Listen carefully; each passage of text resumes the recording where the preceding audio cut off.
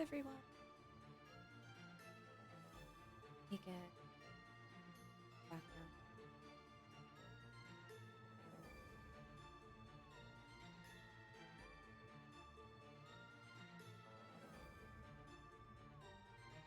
I think this one's it, right?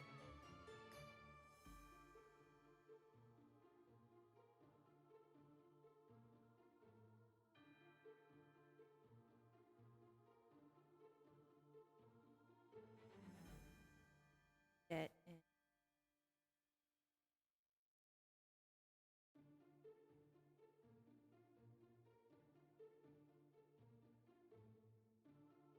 Today we're reading Fables.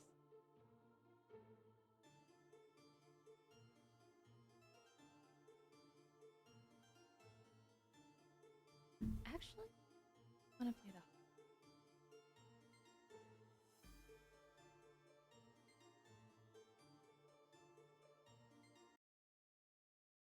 That might be more meant for.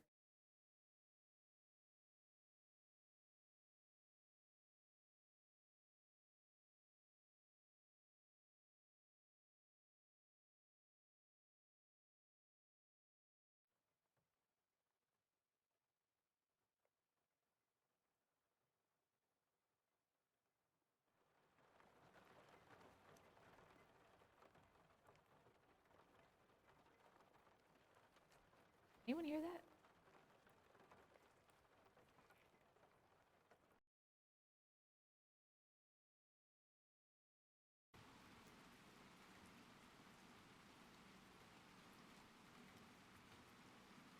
Oh, I'm the pro. Okay, start with.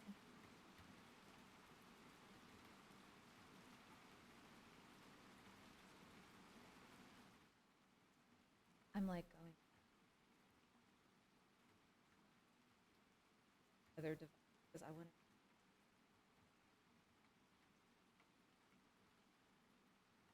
to. Stories out again. I one of the previous streams. So I'm a candidate.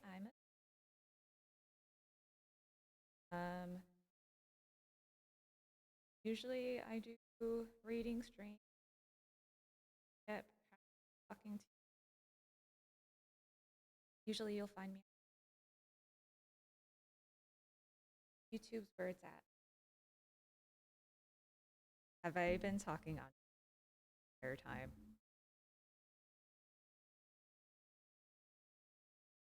I think. Have I? No, no, I shouldn't have been. Okay.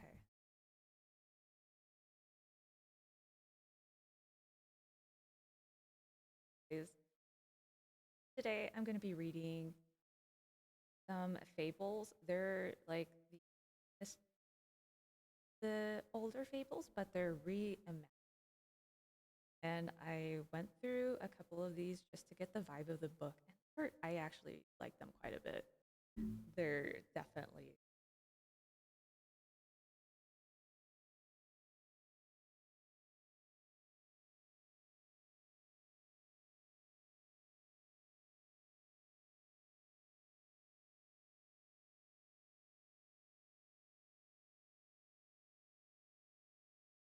Do.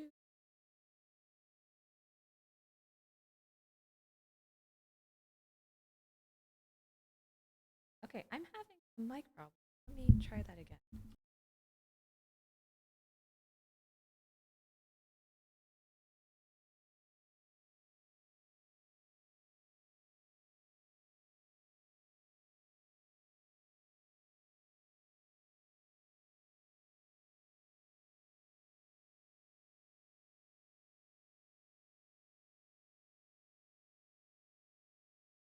That sound any better?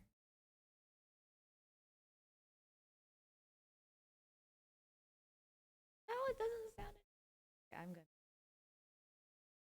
Give me a little bit to try to.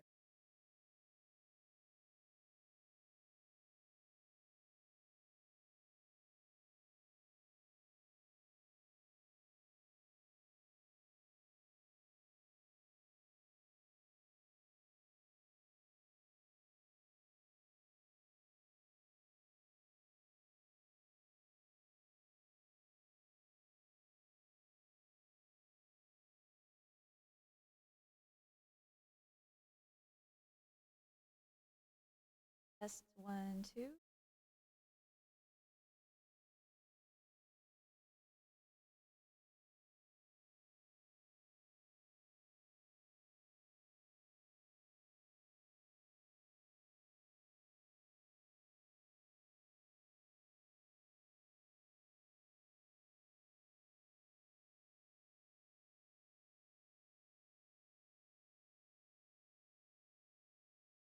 Test one, two.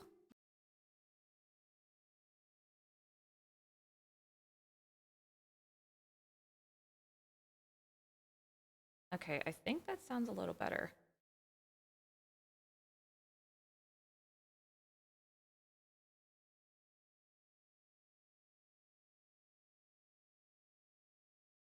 Okay, let me get the rain sounds on.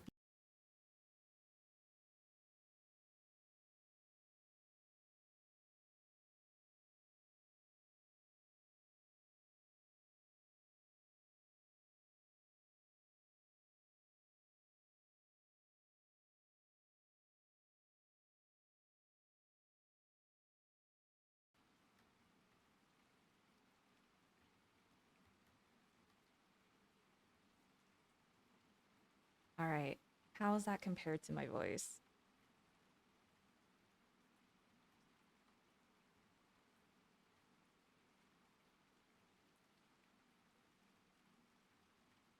Okay, you can hear it.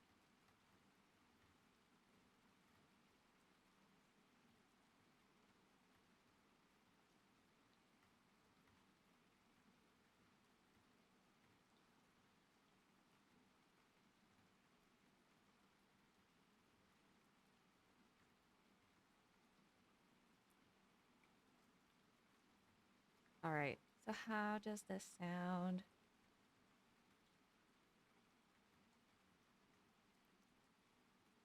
Okay, that finally sounds okay to stream with.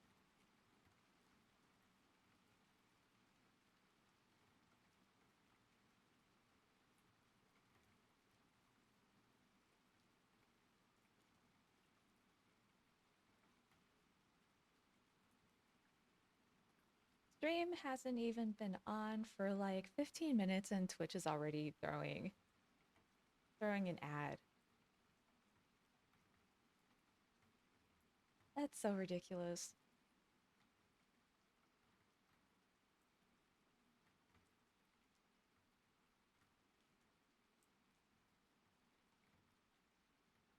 Okay, once that gets completed in like half a minute, I will just go ahead and jump straight in.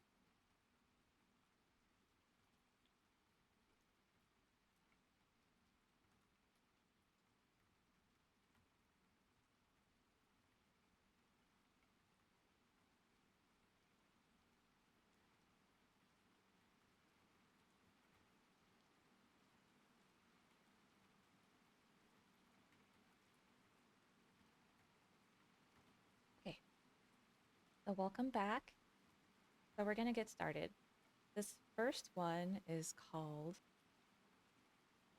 The Little Girl and the Wolf.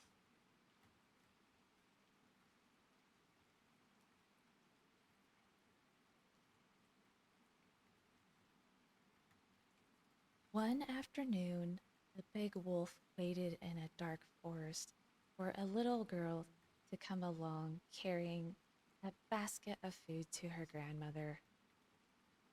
Finally,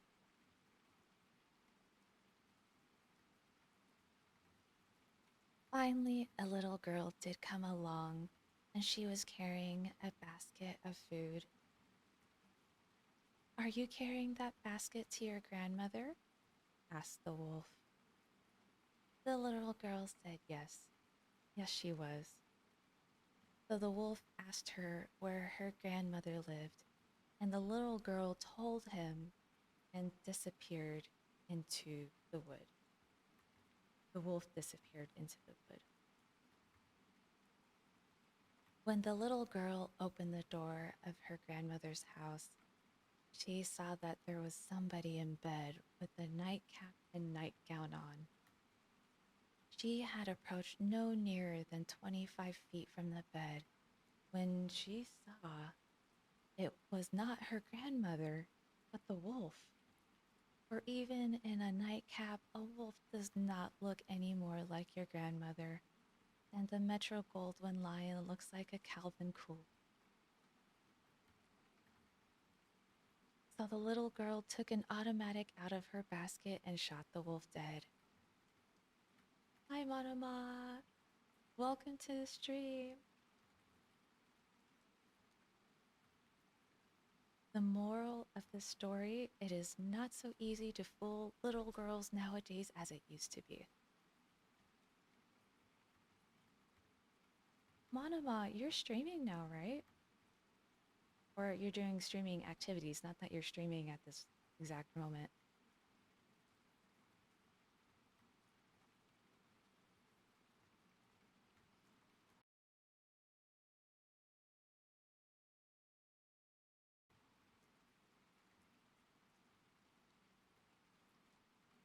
Oh, congrats. And you know what? It's up to your imagination. She could use whatever you desire. I forget all the gun names.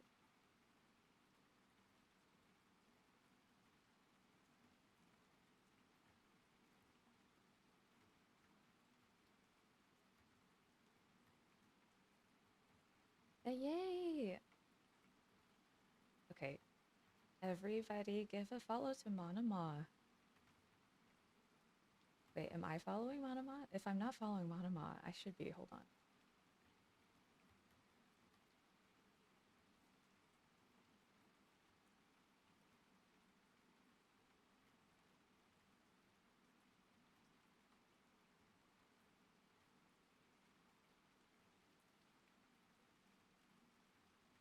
Well, I will stalk your next stream and I will make a lot of silly comments.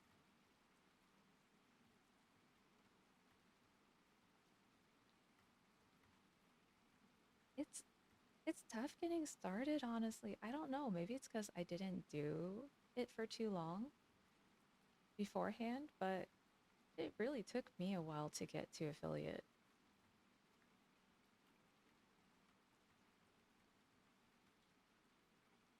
I wish you so much good luck on your journey.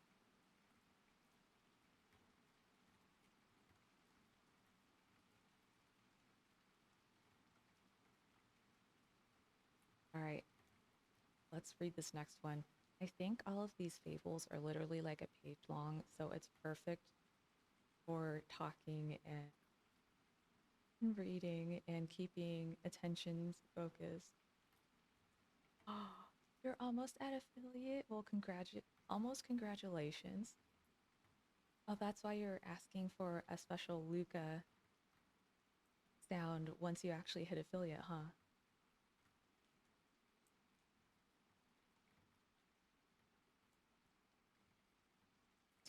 The special. Go fuck yourself.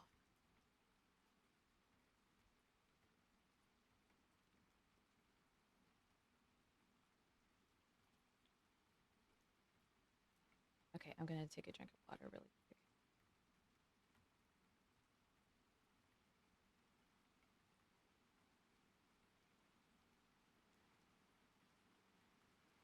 Okay. Next one is called The Two Turkeys. Once upon a time, there were two turkeys, an old turkey and a young turkey. The old turkey had been cock of the walk for many years, and the young turkey wanted to take his place.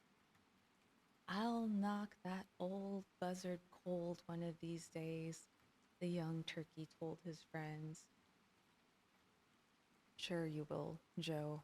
Sure you will, his friend said, for Joe was treating them to some corn he had found. Then Ebby, thank you for the raid. How was stream? What were you playing?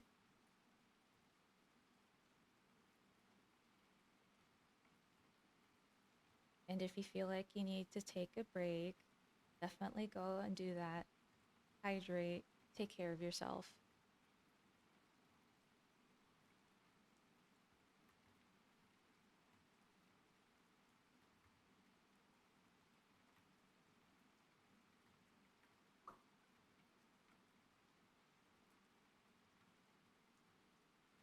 Womp womp.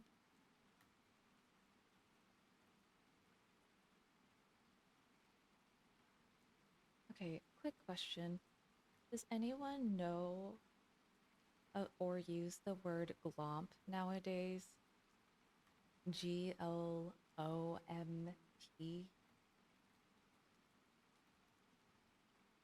Or is that something that people don't use?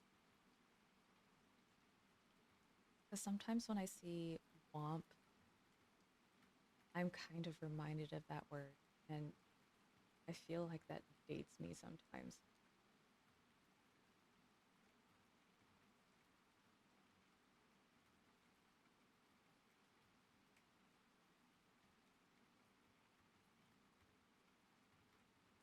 No. Okay. Glomp. If you want to ever say that you're hugging a friend online, but you want to step it up a notch, you'll want to say that you glomp them. Thank you for the resub, Gwen. Oh, that's some dirty water. That's kind of gross.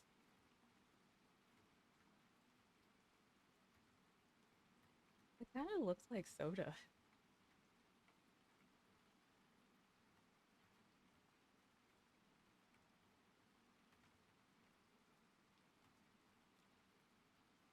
Glomp. Monoma. Hey.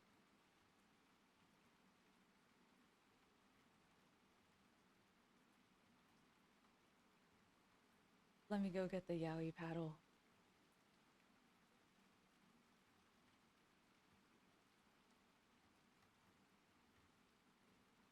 I saw I was telling this to Gwen the other day, but I saw something saying that things before 2015 were considered old and vintage, and I was like, no, that was like yesterday.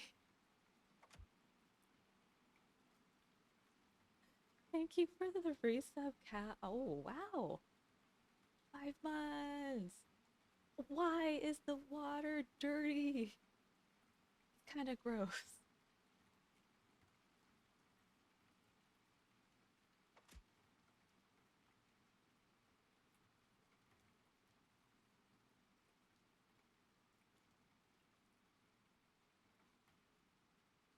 I All right. Hydrate and stretch. Okay, give me a moment.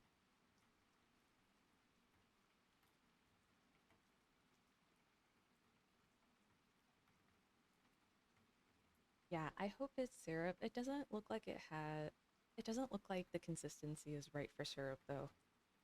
It's like when the soda machine doesn't have enough corn syrup in it or whatever the syrup is, the soda syrup.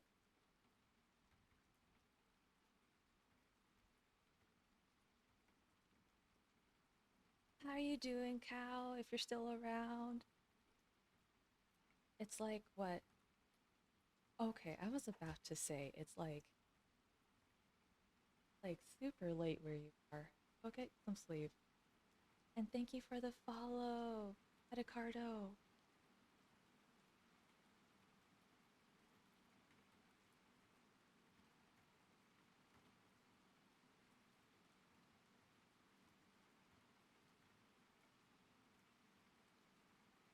Doing good. Spooky season.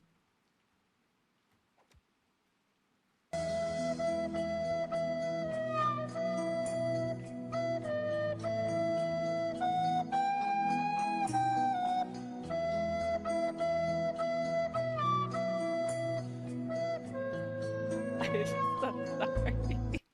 Let me make it lower.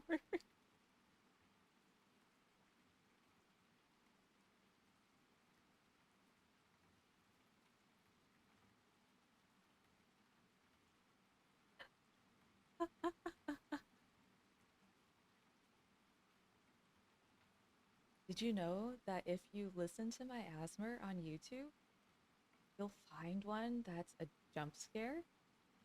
I'm not gonna spoil which one is the jump scare, but I'm just gonna let you know it's one of the SCP ones. Which one? I don't know. Good night, cow. So if you like jump scares,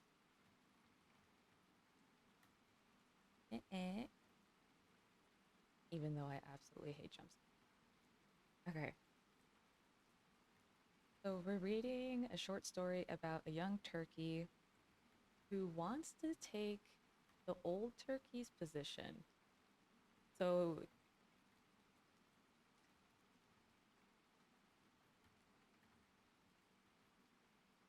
see, jump scaring's the best, especially when it's, you know, someone who allowed me to get crates on Dixper and let me just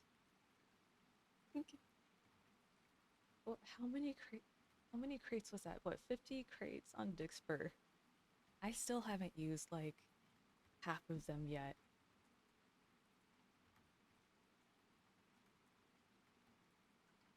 Okay, to the story.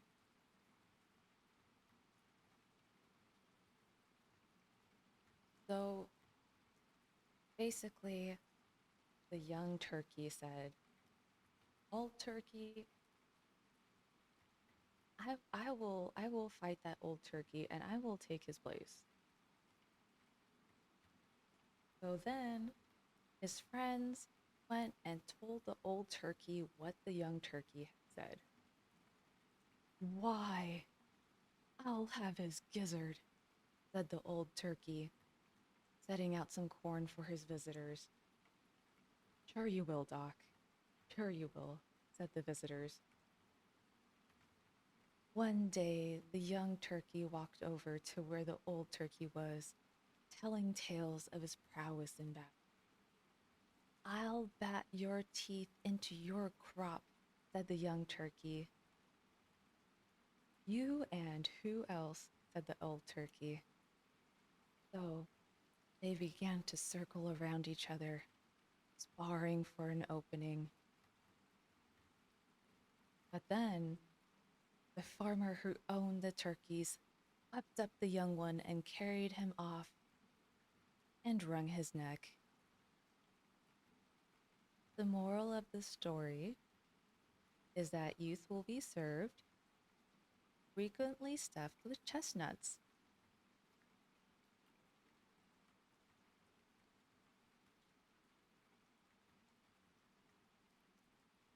Chestnuts sound really good right now. I want the weather to change so we can get the chestnut. Oh, the nice warm roasted chestnuts. Ah, that's making me hungry.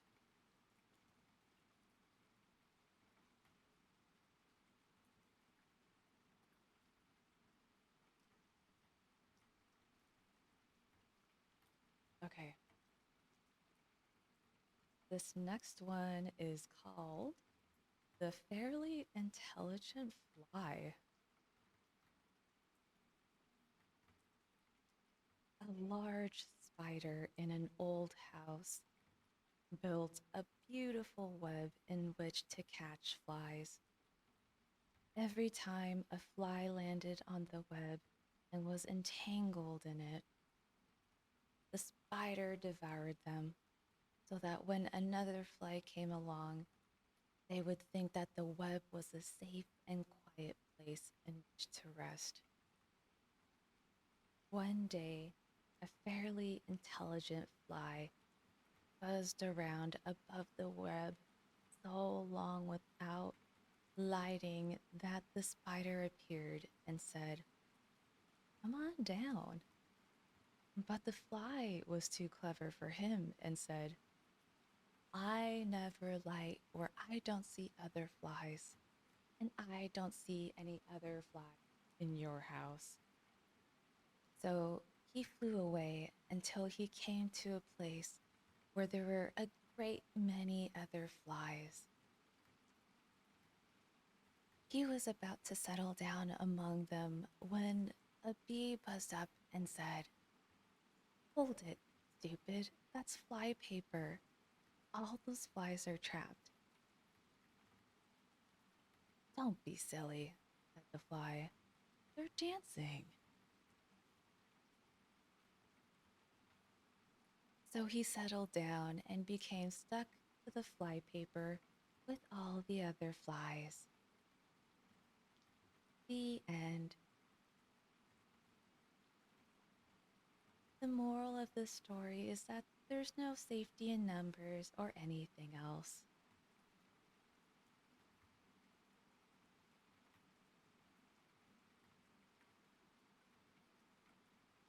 Just realized I need something.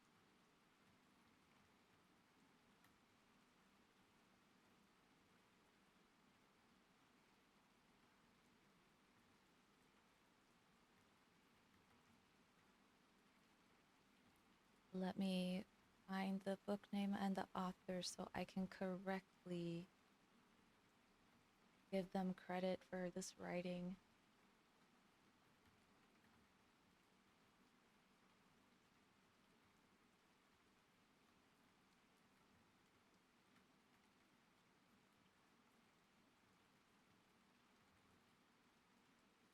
There we go.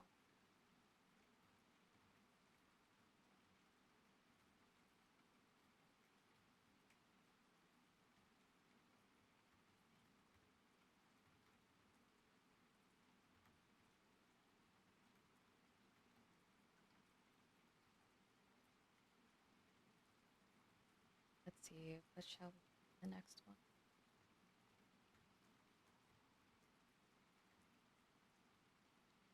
The very proper gander.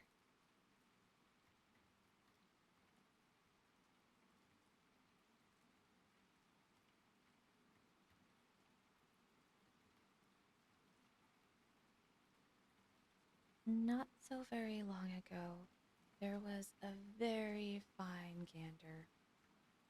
He was strong and smooth and beautiful, and he spent most of his time singing to his wife and children.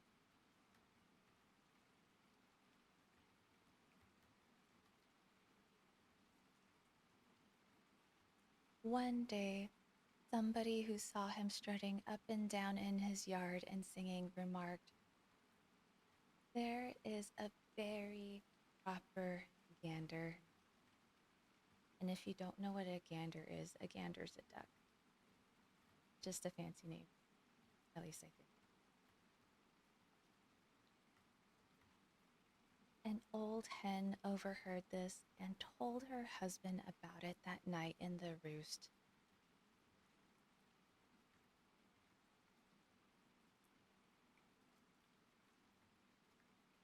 They said something about propaganda. "I have always suspected that," said the rooster, and he went around the barnyard next day, telling everybody that the very fine gander was a dangerous bird, more than likely a hawk in gander's clothing. A small brown hen remembered a time when, at a great distance, she had seen the gander talking with some hawks in the forest. They were up to no good, she said. A duck remembered that the gander had once told him he did not believe in anything. He said, "To hell with the flag, too," said the duck. A guinea hen recalled that she had once seen somebody who looked very much like the gander throw something that looked a great deal like a bomb. Finally, everybody snatched up sticks and stones and descended on the gander's house. He was strutting in his front yard. singing to his children and his wife. Oh, oh, oh, oh. There he is, everybody cried. Oh no. Fuck lover, unbeliever, flag hater, bomb thrower. So they set upon him and drove him out of the country. I take a I take offense to this story. Being driven out of a country. Would not suggest. Moral: anybody who you or your wife thinks is going to overthrow the government by violence must be driven out of the country. Interesting moral.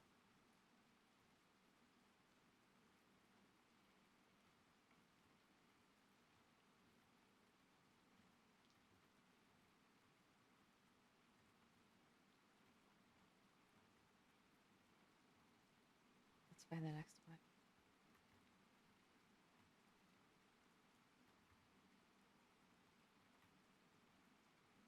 This one is called The Hunter and the Elephant. Once upon a time, there was a hunter who spent the best years of his life looking for a pink elephant. He looked in Cathay, and he looked in Africa. He looked in Zanzibar, and he looked in India, but he couldn't find one. The longer he looked, the more he wanted a pink elephant. He would trample black orchids and he would walk right past purple cows. So intent was he on his quest.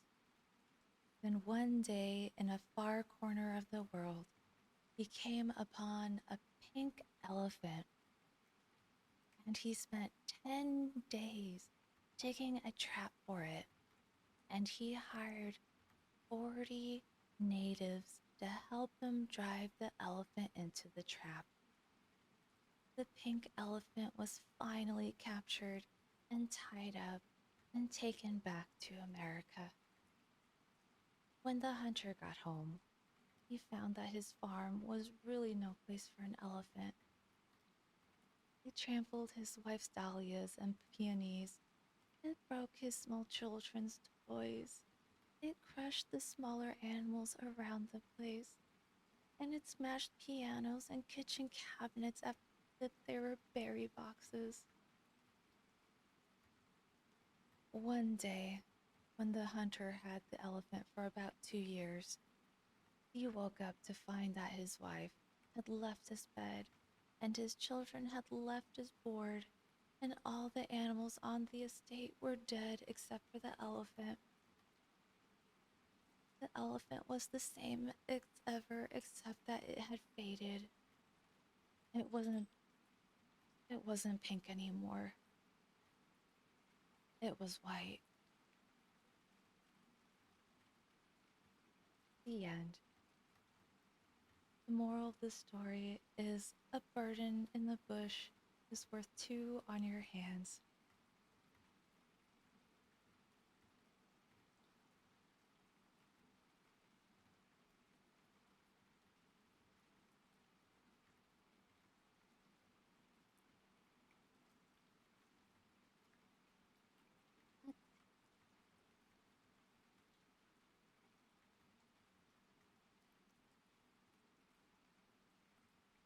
Okay, here's a good one.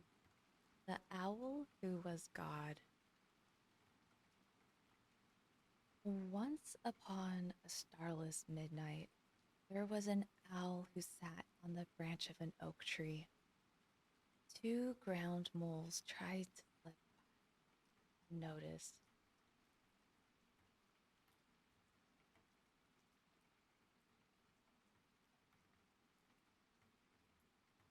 You, said the owl. Who?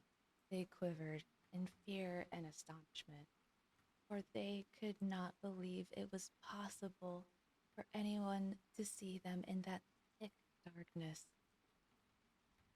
You too, said the owl. The moles hurried away and told the other creatures of the field and forest that the owl was the greatest and wisest of all animals because he could see in the dark and he could answer any question. I'll see about that, said Secretary Bird, and he called on the owl one night again when it was very dark. How many claws am I holding up? Said the Secretary Bird. Two, said the owl, and that was right. Can you give me another expression for that is to say, or namely? Asked the Secretary Bird. To wit, said the owl. Why does a lover call on his love? Asked the Secretary Bird. To woo, said the owl. The Secretary Bird hastened back to the other creatures and reported that the owl was indeed the greatest and wisest animal in the world because he could see in the dark and because he could answer any question. Can he see in the daytime too? Asked a red fox. Yes, echoed a dormouse and a French poodle. Can he see in the daytime too? All the other creatures laughed loudly at the silly question, and they set upon the red fox and his friends and drove them out of the region. They then sent a messenger to the owl and asked him to be their leader. When the owl appeared among the animals, it was high noon and the sun was shining brightly. He walked very slowly, which gave him an appearance of great dignity, and he peered about him with large, staring eyes, which gave him an air of tremendous importance. He's God, screamed a Plymouth Rock hen, and the others took up the cry, He's God. So they followed him wherever he went, and when he began to bump into things, they began to bump into things too. Finally, he came to a concrete highway, and he started up the middle of it, and all the other creatures followed him. Presently, a hawk, who was acting as outrider, observed a truck coming toward them at 50 miles an hour. And he reported to the Secretary Bird, and the Secretary Bird reported to the owl. There's danger ahead, said the Secretary Bird. To wit, said the owl. The Secretary Bird told him, Aren't you afraid? He asked. Who? Said the owl calmly, for he could not see the truck. He's God, cried all the creatures again, and they were still crying, He's God, when the truck hit them and ran them down. Oof, oof, oof, oof. Some of the animals were merely injured, but most of them, including the owl, were killed. Moral of the story: you can fool too many of the people too much of the oof, oof, oof.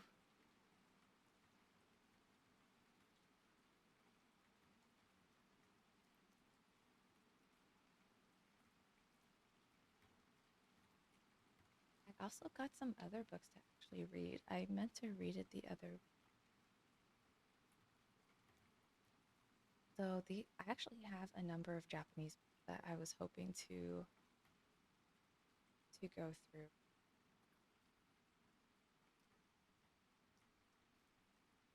So the first one I was looking at is called Idle Burning. And it says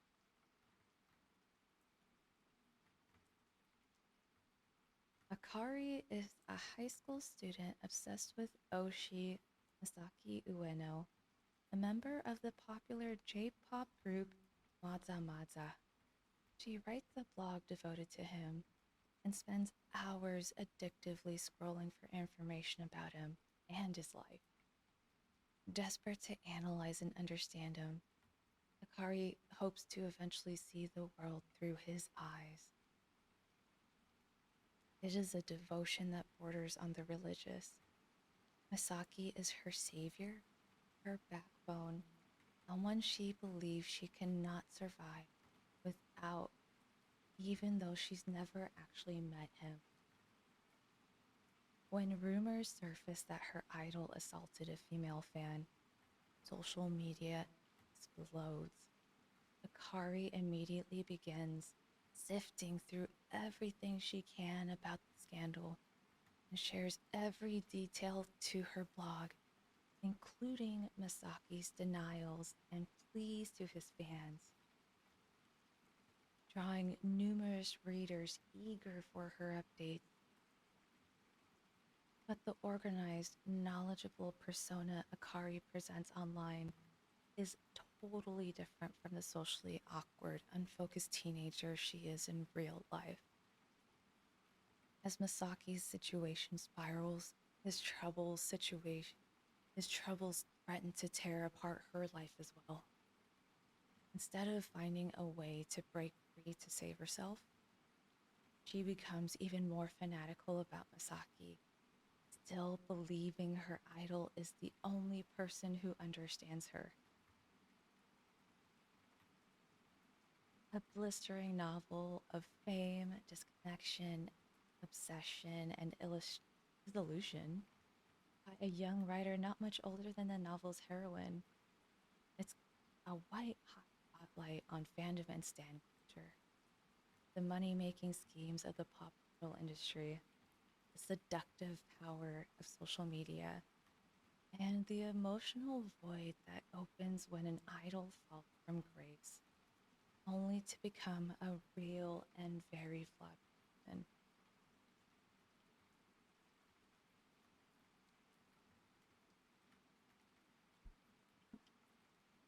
I like that one just because it's very, you can draw the parallels between idols and VTubers and that kind of thing.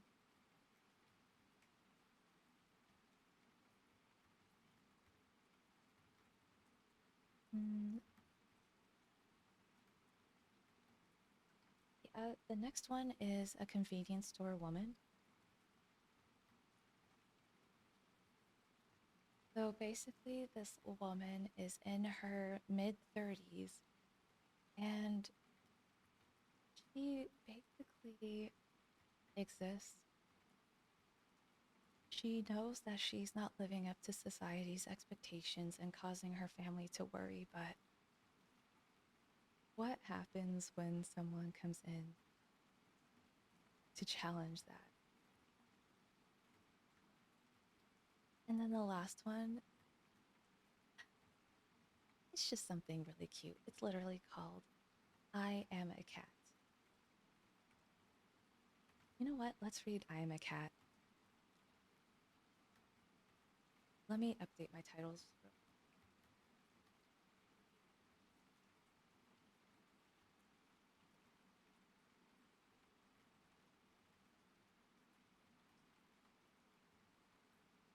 There we go.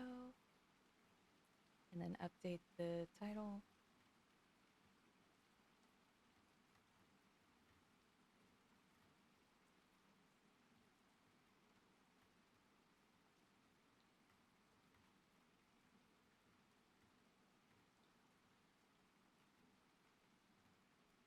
Right, remember to hydrate.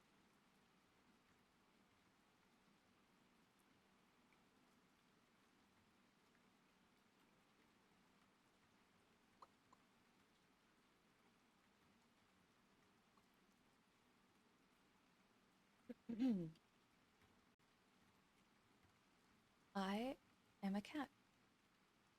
As yet, I have no name. I've no idea where I was born.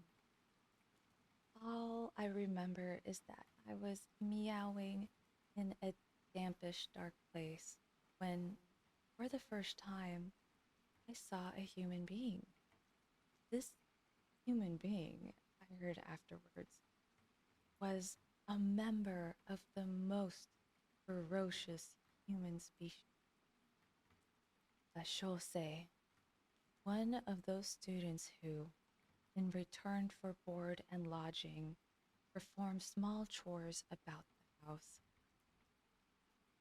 So I'm also going to,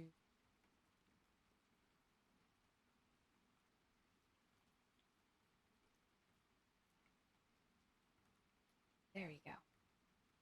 So this is a Japanese book, and they're going to obviously have some very Japanese. So I hope you all remember and memorize it because there's going to be a test after the chapter's done.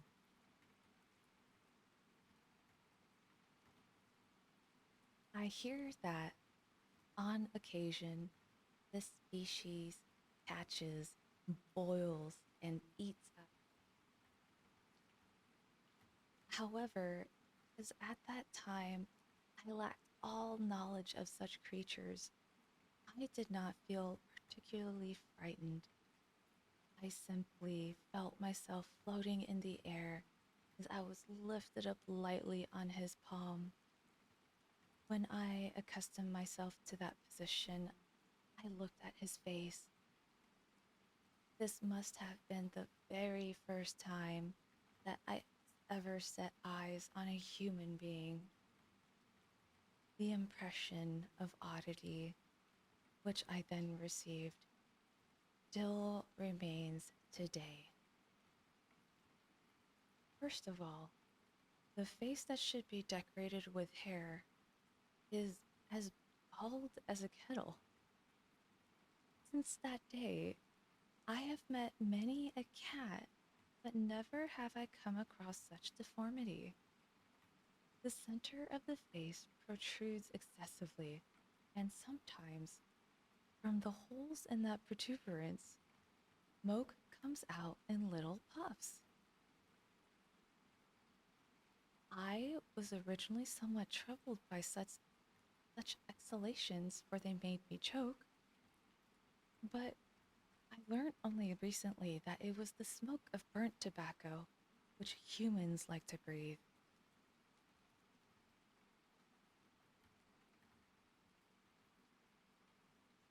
Sure to hydrate. I'm going to basically after every paragraph because each paragraph is pretty long.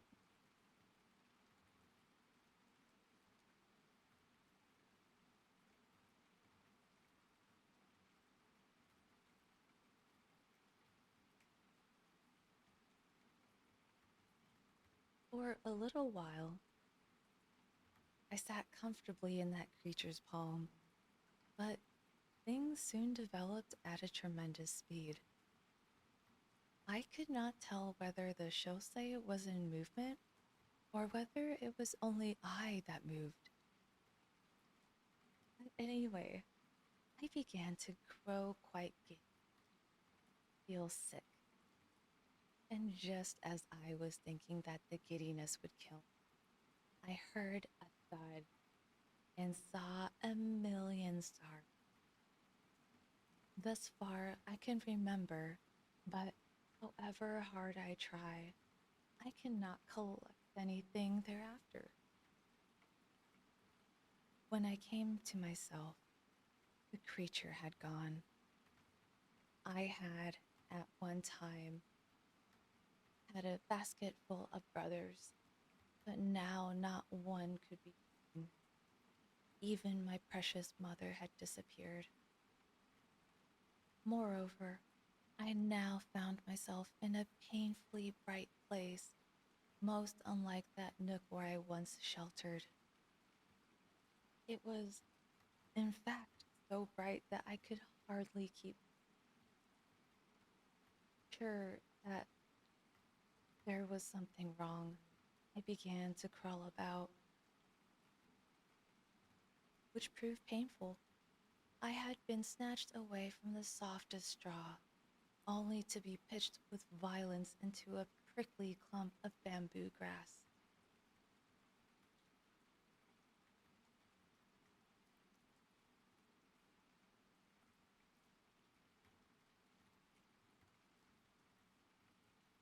Go. I'm just making my.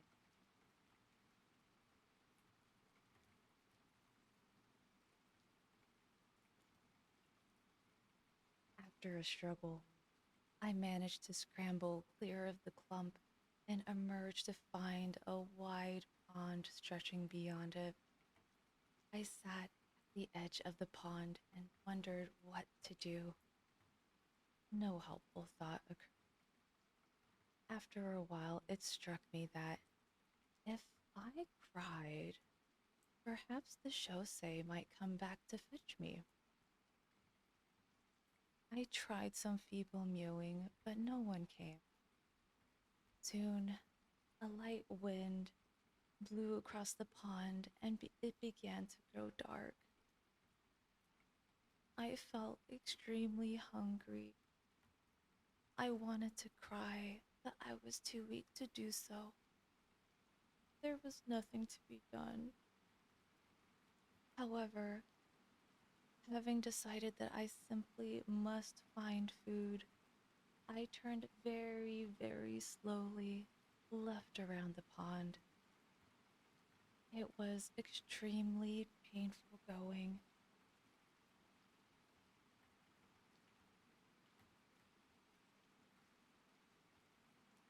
Nevertheless, I persevered and crawled on somehow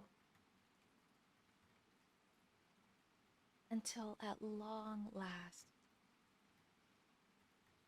I reached a place where my nose picked up some trace of human presence. I sleep I slept into a property through a gap in a broken bamboo, thinking that something might turn up,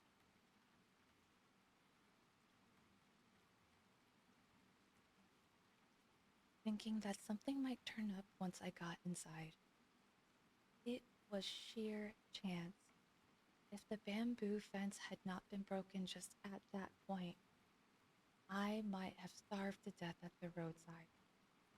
I realize now how true the adage is that what is to be will be.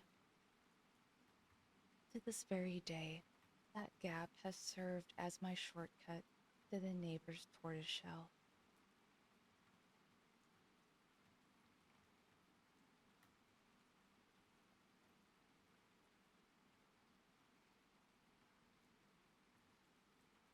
Well, though I had managed to creep into the property, I had no idea what to do next. Soon it got really dark. I was hungry, it was cold, and rain began to fall. I could not afford to lose any more time. I had no choice but to struggle toward a place which seemed once brighter, warmer. I did not know it then, but I was in fact already inside the house where I now had a chance to observe further phases of people. The first one that I met was Osan, the servant woman, one of a species yet more savage than the Shosei. No sooner had she seen me than she grabbed me by the scruff of the neck and flung me out of the house. Accepting that I had no hope, I lay stone still, my eyes shut tight and trusting to Providence. But the hunger and the cold were more than I could bear. Seizing a moment when Olsan had relaxed her watch, I crawled up once again to flop into the kitchen. I was soon flung out again. I crawled up yet again. I remembered that the process was several times repeated. Ever since that time, I have been utterly disgusted with this Osan person.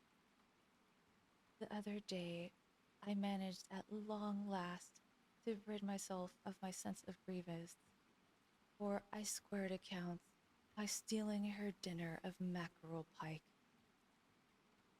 As soon as I was about to be flung out for the last time, the master of the house appeared, complaining of the noise and demanding an explanation. Bad kitty cat. This is such a naughty little kitty. The servant lifted me up, turned my face to the master, and said, "This little stray kitten is being a nuisance. I keep putting it out and it keeps crawling back into the kitchen." The master briefly studied my face, twisting the black hairs under his nostrils. "Then, in that case, let it stay," he said, and turned and went inside. The master seemed to be a few person of few. The servant resentfully threw me down in the kitchen, and it was thus that I came to make this house my dwelling. The cat is smart, huh? Cute little kitty. I mean, I get that kitty's hungry. He just wants some food. But I also understand the this Ulsan person trying to keep the cat out of the kitchen. Please don't get into the food.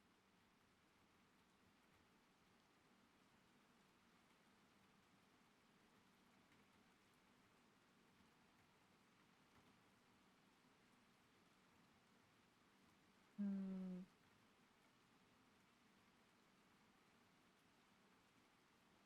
My master seldom comes face to face with me. I hear he's a school teacher. As soon as he comes home from school, he shuts himself up in the study for the rest of the day, and he seldom emerges. The others in the house think that he is terribly hardworking. He himself pretends to be hardworking, but actually, he works less hard than any of them think. Sometimes I tiptoe to his study for a peek and find him taking a snooze. Occasionally, his mouth is drooling onto some book he has begun to read. He has a weak stomach, and his skin is of a pale yellowish color, inelastic and lacking in vitality. Nevertheless, he is an enormous gourmandizer. After eating a great deal, he takes some taka.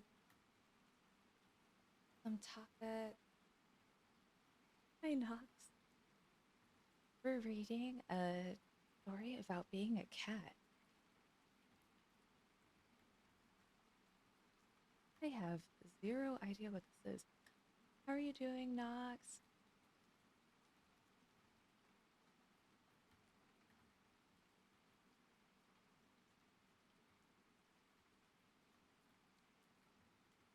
Oh my, how did I forget to shout out Cow? Hold on.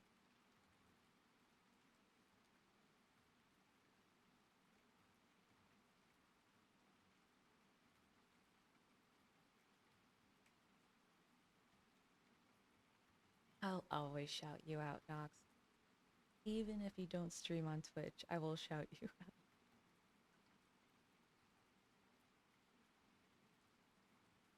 Okay, I gotta find what this thing is.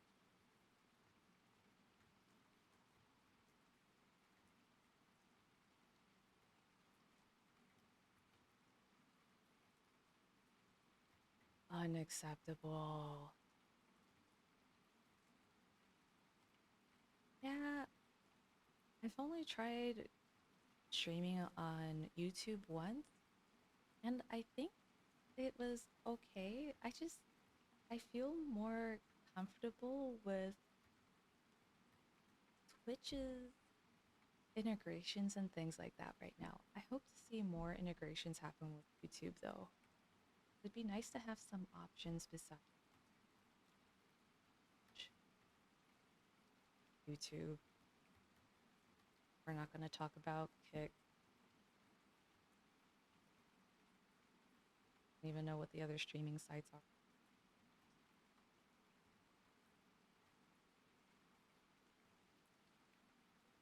Oh, let me grab some.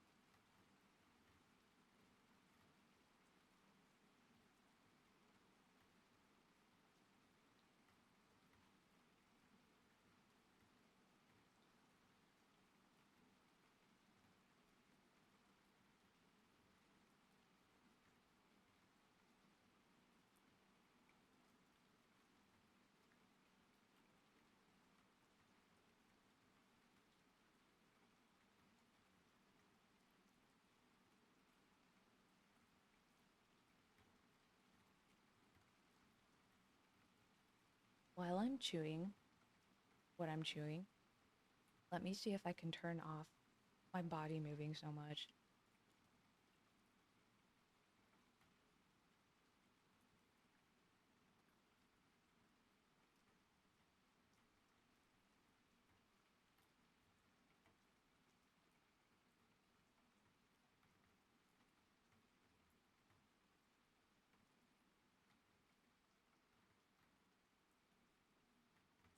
'Cause I don't like the swinging back and forth.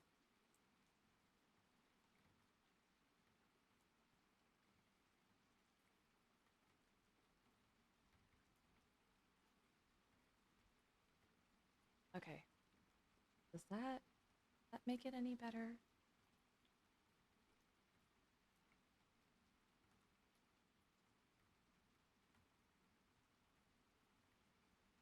I don't see much of a difference. Ooh, Final Fantasy. I am so behind on that.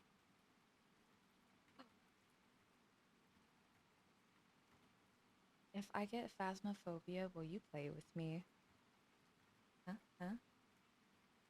Bye, Knox.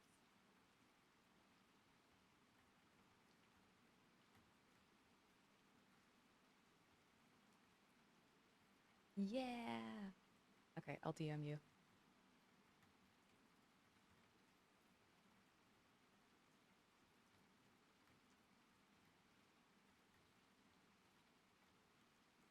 All right, I'll consider it. I'll consider it. I want to play Phasmo. I just never played before. Bye.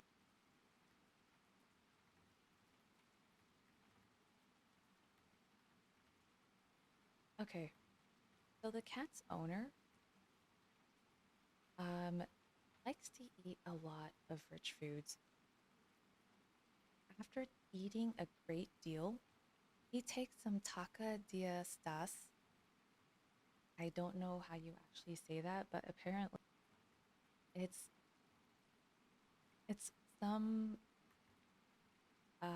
fungus that's supposed to be good for your stomach. Hi, Figgledorf. It is a sugar fairy.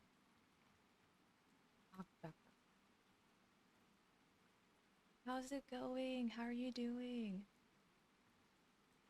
I'm kind of tempted to switch over to Zomboid, but I don't think that'd be the right thing to do for anyone who's actually here for me reading.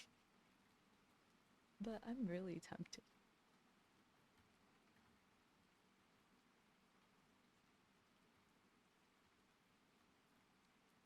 Hey, homework. Hopefully it's not too much homework.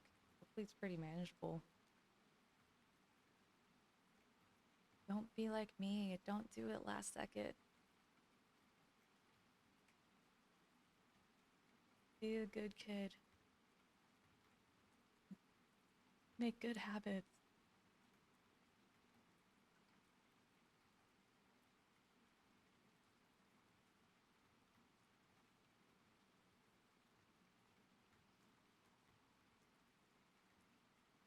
Eh, you know what? I think that's actually a good enough time I think cutting it close would be waking up at 6 o'clock to do all the tests. But good job, good job.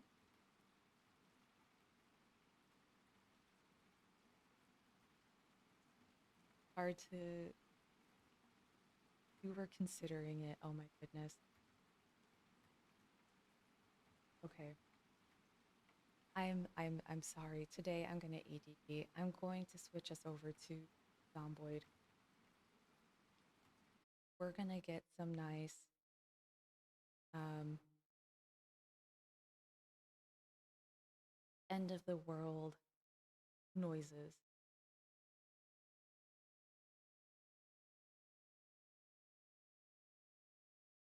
Don't do that. Don't do that.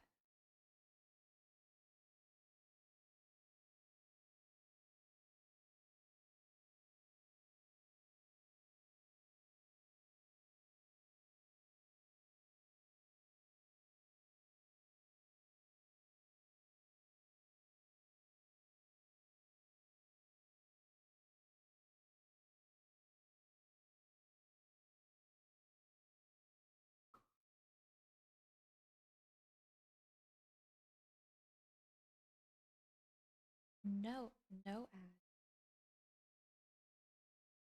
You know what I'll do? I'll make this a quiet Zomboid stream. This is a whisper Zomboid stream.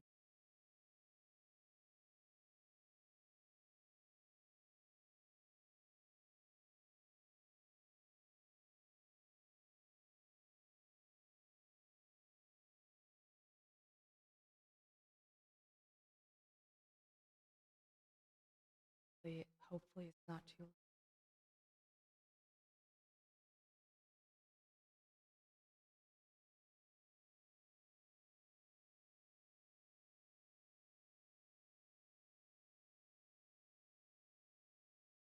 Corner.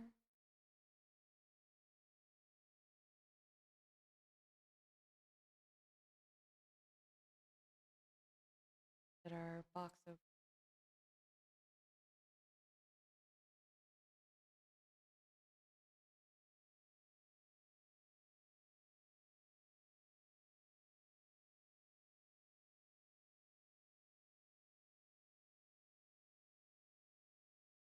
Okay, there you go.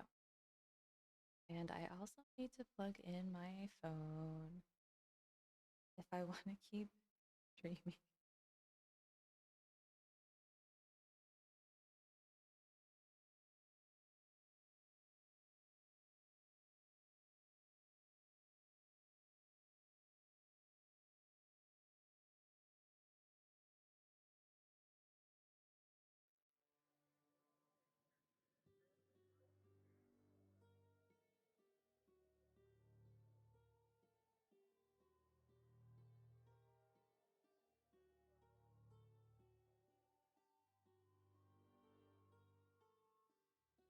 I am really envious, by the way, of streamers who can keep like a constant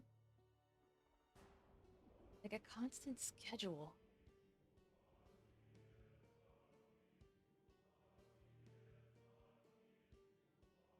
Like they will do the same thing every day, or when they stream, it's only that one.